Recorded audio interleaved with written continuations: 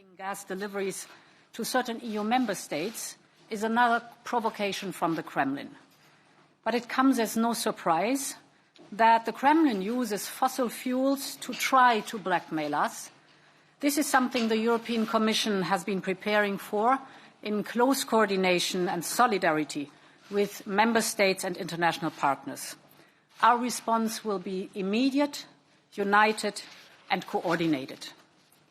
First, we will ensure that Gazprom's decision has the least possible impact on European consumers. Today, member states met in the gas coordination group. Poland and Bulgaria updated us on the situation. Both Poland and Bulgaria are now receiving gas from their EU neighbours. And this shows, first of all, the immense solidarity among us, but it also shows the effectiveness of past investments, for example, in interconnectors and other gas infrastructure. The Commission will intensify its work with the so-called regional groups of member states. These regional groups of member states can provide the most immediate solidarity to each other if needed, and this will mitigate any impacts on possible gas disruptions.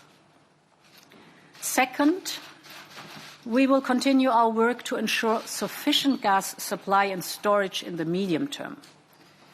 Our action plan, Repower EU, will help to significantly reduce our dependency on Russian fossil fuels already this year.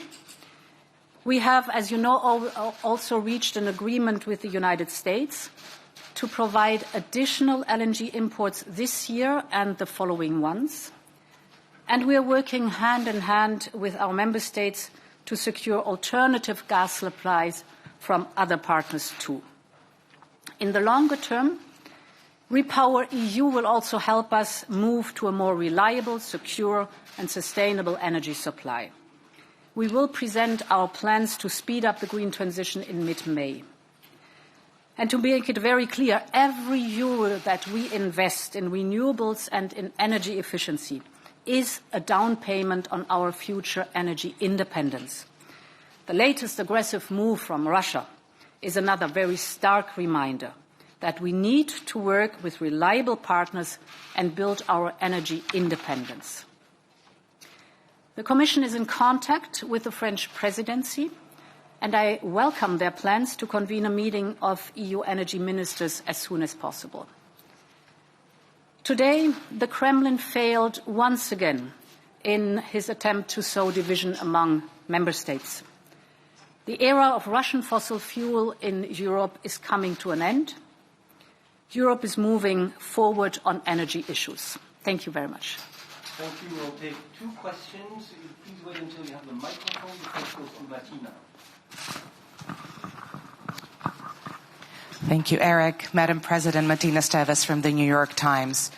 Do you have any insights? Can you confirm, and do you have any details as to a story in Bloomberg News earlier today that says that 10 European energy companies are preparing to make rubles payments for Gazprom gas, and 4 companies have already made such payments? Can you tell us if such a move, should it be happening by European Union-based companies, would in fact constitute a violation of EU sanctions?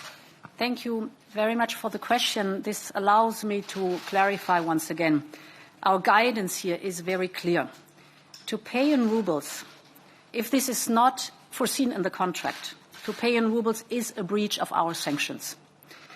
We have around about 97% of all contracts that explicitly stipulate payments in euros or dollars. So it's very clear. And the request from the Russian side to pay in rubles is a unilateral decision and not according to the contracts. Companies with such contracts should not accede to the Russian demands. This would be a breach of the sanctions, so a high risk for the companies.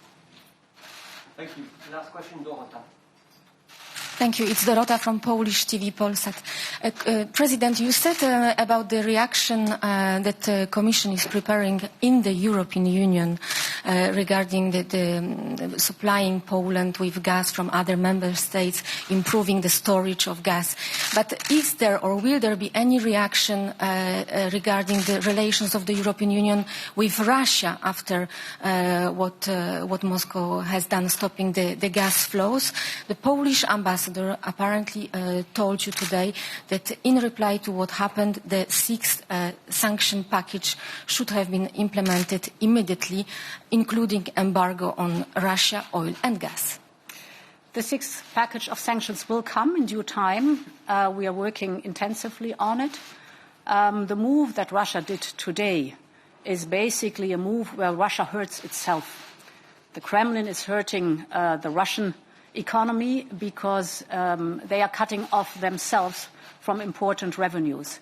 Nonetheless, we are working hard not only to get rid of the coal, as we've done already, but also we are working on the topic of oil. And you have seen today that the question of gas dependency on Russia, we've been working since months to reduce this dependency, and it pays off now. We have reduced already the flow of gas coming from Russia, and with the plans I've just displayed, we will be able to get independent of Russian fossil fuels much faster, and this is for good and forever. Thank you. Thank you.